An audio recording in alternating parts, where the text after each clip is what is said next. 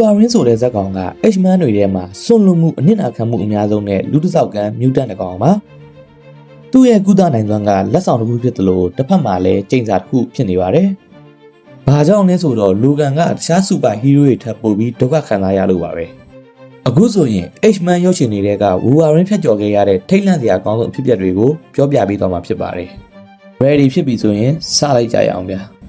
ချိန်ကိုနောက်ပြန်သွားပြီးသတိပြန်လိုက်လာတဲ့အခါမှာတနက်ကင်ထားတဲ့လူစိုး၃ယောက်နဲ့တွေ့ရတာမျိုးကတော့ဘယ်သူမှလိုလားမှာမဟုတ်ပါဘူး။ဒါပေမဲ့ဒါဟာ Day of Future Past ရုပ်ရှင်ထဲမှာလိုကန်ကြုံတွေ့ရတဲ့အခြေအနေပါပဲ။စိတ်ချုပ်ထွေးနေတဲ့ကြားကပဲ Wolverine ကသူ့ရဲ့ခန္ဓာကိုယ်ကိုကြီးစားဒါဇင်ဝါလောက်မကပြစ်ခံရပေမဲ့လူစိုးတွေကိုအလွယ်တကူနိုင်ယူခဲ့ပါတယ်။အဲ့ဒီချိန်ကသူ့မှာ Adamantium ရိုးစုမရှိသေးတာကြောင့်ဒဏ်ရာကပိုပြီးတော့နာကျင်စေခဲ့ပါတယ်။ Wolverine ရဲ့ပထမဆုံးဆိုလိုရုပ်ရှင်မှာတော့လိုကန်နဲ့သူ့ကိုပီတာတို့ကအမေရိကန်ပြည်တွင်းစစ်နဲ့ဒုတိယကမ္ဘာစစ်ဗီယက်နမ်စစ်ပွဲစားတဲ့စစ်ပွဲပေါင်းစုံမှာပါဝင်တိုက်ခိုက်ခဲ့တာကိုအသင့်ပွဲမြင်တွေ့ခဲ့ရပါတယ်။ဒီမြင်ကွင်းက Wolverine ရဲ့အိုမင်းရော်ဘူးနှိကွေးပုံနဲ့ဘလို့ထိခိုက်ဒဏ်ရာမျိုးကိုမဆိုခံနိုင်ရရှိတာကိုပြသထားပါတယ်။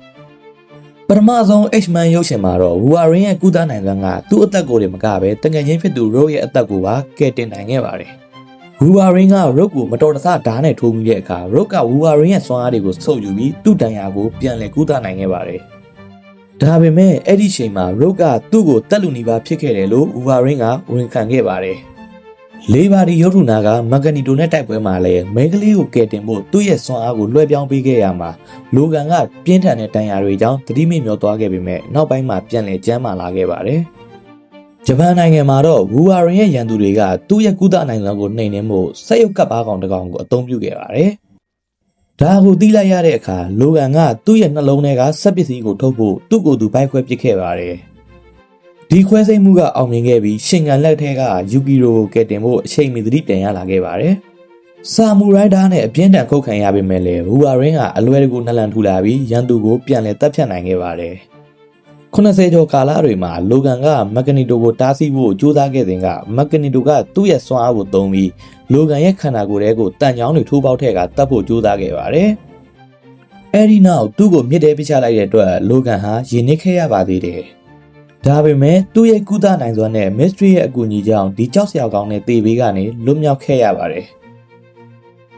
လိုကန်ရုပ်ရှင်မှာတော့အသက်ကြီးလာခဲ့ပြီးကုသနိုင်စွမ်းလျော့နိုင်လာတဲ့ Wolverine ဟာ Adamantium အဆိပ်သင့်မှုကြောင့်သေဆုံးလူနီးပါးဖြစ်နေတာကိုတွေ့ရပါတယ်။ဒါပေမဲ့နောက်ဆုံးတိုက်ပွဲမတိုင်ခင်မှာသူဟာစူပါစီရန်တစ်မျိုးကိုထိုးသွင်းပြီးဘာသာကာမုတ်ထဲကိုဝင်ရောက်ခဲ့ပါတယ်။သူကကြေးသားစစ်သားတွေကိုတယောက်ပြီးတယောက်တပ်ဖြတ်နေခဲ့ပေမဲ့ပြင်းထန်တဲ့တနက်တန်ရာအမြောက်များရရှိခဲ့ပါတယ်။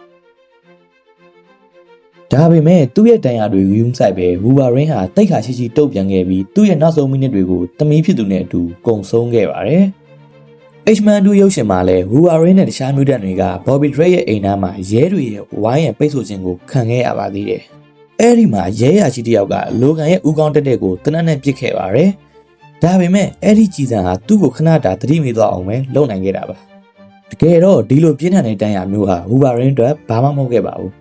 ဒါအပြင် H-Man Origin ရုပ်ရှင်မှာ Wolverine ဟာ Adamantium ကြီးစံတောင်းနဲ့အပစ်ခံရတာကိုတော့ခံနိုင်ရရှိခဲ့ပါတယ်။ကံမကောင်းတာကတော့အဲ့ဒီကြီးစံတွေကသူ့ရဲ့အုံနောက်ကိုပြင်းထန်စွာထိခိုက်ပြီးမှတ်ဉာဏ်ပျောက်ဆုံးမှုဖြစ်ခဲ့ပါတယ်။လိုကန်က Weapon 8 Project မှာပါဝင်ခဲ့ပြီးအဲ့ဒီစမ်းသပ်မှုကသူ့ရဲ့အယိုးတွေကို Adamantium သတ္တုနဲ့ပေါင်းစပ်ဖို့ရည်ရွယ်တာဖြစ်ပါတယ်။ Wolverine ရဲ့ကုသနိုင်စွမ်းကြောင့်ပဲသူဟာဒီလိုညှဉ်းပန်းနှိပ်စက်သလိုဖြစ်နေတဲ့လုပ်ငန်းစဉ်ကိုခံနိုင်ရရှိတဲ့အနှဲငယ်သောသူတွေတဲကတယောက်ဖြစ်လာခဲ့ပါတယ်။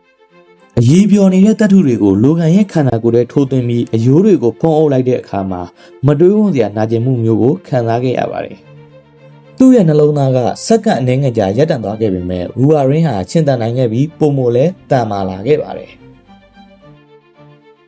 အဒမ်ဘုံကလူသားတွေတီထွင်သမျှထဲမှာအသေးပြောက်အများဆုံးလက်နက်တစ်ခုဖြစ်ပါတယ်။ဒါပေမဲ့အဲ့ဒီလိုအစွမ်းထက်တဲ့လက်နက်တောင် Wolverine ကိုတတ်ဖို့မလုံလောက်ခဲ့ပါဘူး။နာဂါဆာကီဘုံကျဲခံရစဉ်မှာနျူကလ িয়ার မီးတောက်တွေက Wolverine ရဲ့အရေးပြားတဲ့စပင်တွေကိုလောင်ကျွမ်းစေခဲ့ပါတယ်။စက္ကန့်အနည်းငယ်အတွင်းမှာပဲသူ့ကိုယ်သူပြန်လည်ကုသနိုင်ခဲ့ပါတယ်။ဒါအပြင်သူ့ရဲ့စပင်တွေကလည်းပြန်ပေါက်လာခဲ့ပါတယ်။ဒီချက်ကတော့တပ်ပူတောင်သူ့ကိုမနာလို့ဖြစ်မှသိကြပါတယ်။